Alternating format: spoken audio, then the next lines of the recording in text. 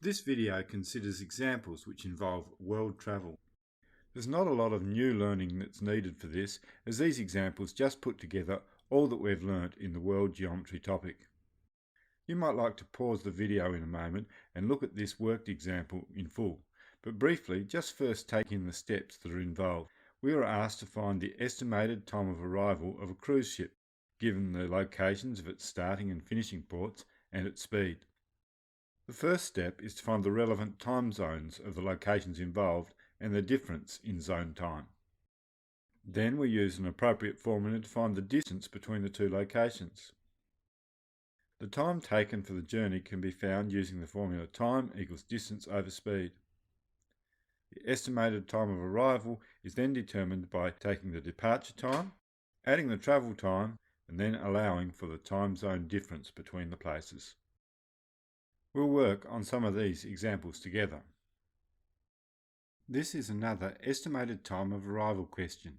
First, we'll find the difference in zone time. Take Los Angeles longitude, 124 degrees west, divide it by 15 and round it to the nearest whole number. That's 8. And because Los Angeles is to the west of the prime meridian, Los Angeles is 8 hours behind universal time coordinated. Tokyo's longitude is 139 degrees east. Divide it by 15 and round to the nearest number, that would be 9, and because Tokyo is to the east of the prime meridian, Tokyo is 9 hours ahead of UTC. In all, Tokyo will be 17 hours ahead of Los Angeles. Now we find the distance. Two things that you should have noticed in reading this question. Firstly, the speed of the jet was given in kilometres per hour, which means that we need to find the distance in kilometres. And secondly, the jet was flying directly westward. This means that it was not on a great circle route. For distance east-west in kilometres, we need to use the formula d equals 2 pi r cos alpha times theta over 360. Alpha is the latitude of travel, 36 degrees, and theta is the difference in longitude, which we can find by using a plan view diagram. Tokyo is 139 degrees to the east, Los Angeles 124 degrees to the west. Flying westwards from Los Angeles will mean anti-clockwise in this diagram, so the angle theta will be as shown here in red. It can be found by totaling the longitudes and then subtracting from 360 degrees. Theta equals 97 degrees. Substitute into the formula to find the distance. The travel time can be found using the formula time equals distance divided by speed. And to find the estimated time of arrival, start with the departure time, 5:15 p.m, add the travel time, 11 hours and 38 minutes, then, in this case, add the zone time difference, as Tokyo is 17 hours ahead. It will arrive at a local time of 9:53 p.m. on Thursday. It's worth noting that the international dateline was crossed in this question, but the international dateline does not affect our calculations, as time zones automatically allow for the international dateline. The next example is an extended problem involving 3 locations, but the method is similar. Start by finding the zone times of the starting point and the destination.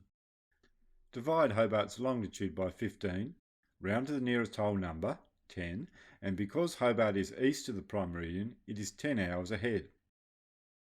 And divide Honolulu's longitude by 15, round to the nearest whole number, 10, but because its longitude is west of the prime meridian, Honolulu is 10 hours behind. All in all, Honolulu is 20 hours behind Hobart. There are 2 separate legs of travel involved in this journey, and the distance of each must be calculated.